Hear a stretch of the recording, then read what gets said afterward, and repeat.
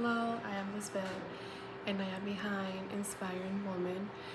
I wanted to share a little bit about me and have like series of who I am, and not just to focus on me. I want to talk a little bit about who I am and where I grew up and how it has affected me in a negatively and positive way coming to the United States. So a little bit about me. I grew up in Colombia, and I came to this country, to the United States, around 11 years ago. I came here when I was 15, and the reason why I came here is to look and for better education. I grew up, I want to say like low income over there. I grew up in the system in Colombia. I grew up with my grandmothers,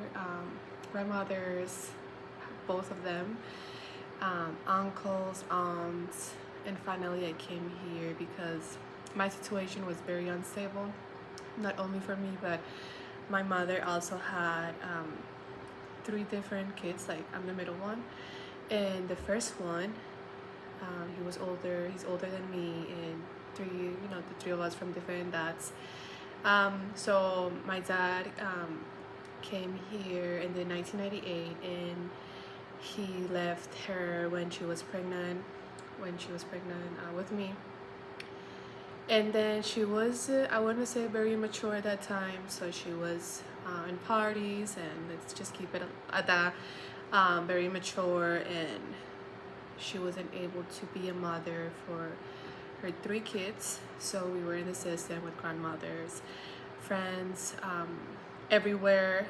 So it was very unstable, and we never had our own room. We were always sleeping together in beds, and we were always sleeping in like bedrooms. Like, we never had like an actual apartment. So when I was living with my aunt, it was nice. It was more stable. And then finally, when I came here, I was living with an uncle, and then my dad decided to, you know what, let me just take responsibility and let me bring her here. So I came to the United States by myself. I always had a dream when I was in Colombia, and I always wanted to study. I always wanted to learn new things, and I always wanted to learn English. And then I used to watch Disney Channel a lot, so I thought that was very important to me I thought that like there's no way that this is my life. Like, there's no way that I'm gonna stay like this. And then I grew up with people saying, oh, you're not gonna be no one, you're gonna be just like your mother. And I was like, no, I don't want to, and I want to be someone, and I don't want to be like her. Like, I want to be like me, and I want to be someone, and I want to study. And I think I want to use this as motivation for people, especially immigrants. And of course, getting your master's and getting your bachelor's is not easy, and even more when you have that mentality that you're no one, because we started to believe that everything that people tell us, our mind starts to internalize it, and then we think, yes, I'm gonna be just like them. And then we end up creating the same cycles, creating the same generational trauma. And I want to be able to say, you know what, I was the one that caught that generational trauma, and then I can start from zero. It's not easy, because then when I came here, I wanted to forget who I was. I wanted to forget my life, and I always thought my life was so embarrassing, and I always thought that my parents were so embarrassing.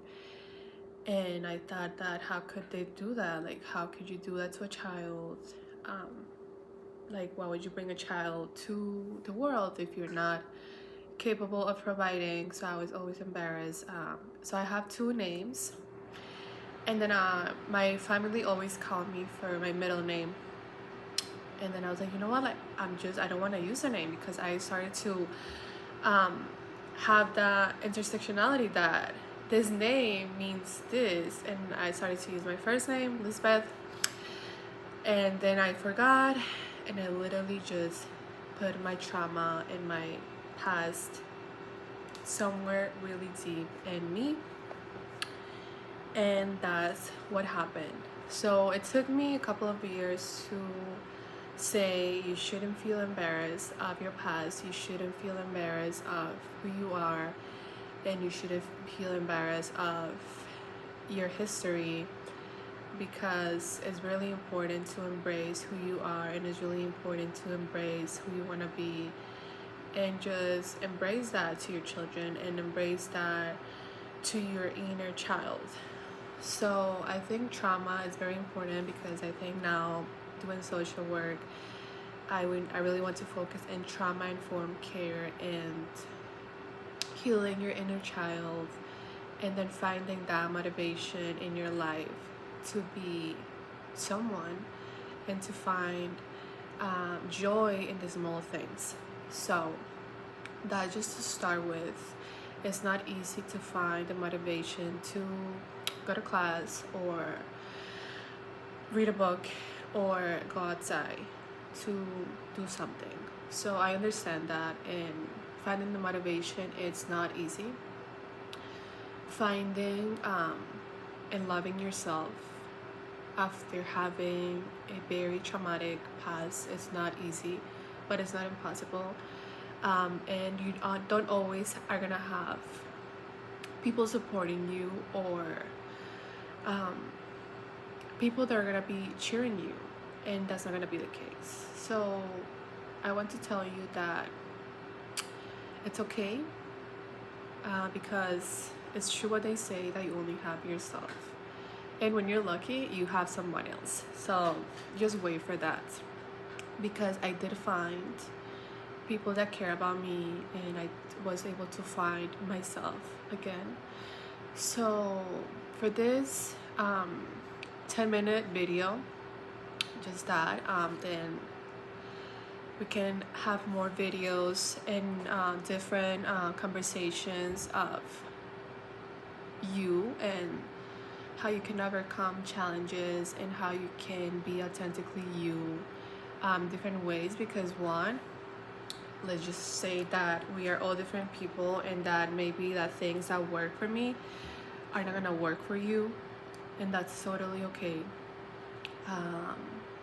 We are different, and we have different, and we utilize different methods, and we have different traumas. And for some people that go through very traumatic past, they're not gonna always be positive, and they're not gonna find the motivation, because it's hard to forgive, it's hard to challenge yourself, and it's hard to forgive the people that hurt you, because we're not always gonna find that closure, and we're not always gonna find their forgiveness, and we're not gonna have it, and that's okay. So I think it's really important to first of all, in order to find that motivation, we have to find closure within ourselves, and we have to find closure with our inner child, because that's the little person that was hurt the most, and we here in this moment are the results of that.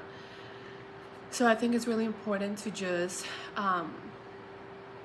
forgive, and when we're ready to forgive, and then after that we can find what really motivates us, what's in our liking, and what we can do to make our lives better and enjoyable. Because trust me, we don't want to spend 60, 70, 80 years being miserable and just blaming people because there's one point in our lives that we had to hold ourselves accountable and say,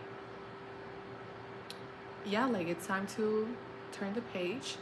It's time to stop victimizing ourselves, and it's time to say, I don't want this for me, and have the day you deserve.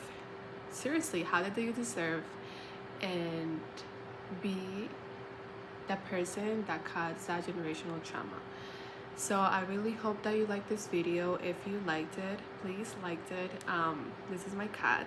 He was the first person that made me feel not alone. So yes, I will see you in the next video, and please like it. Bye.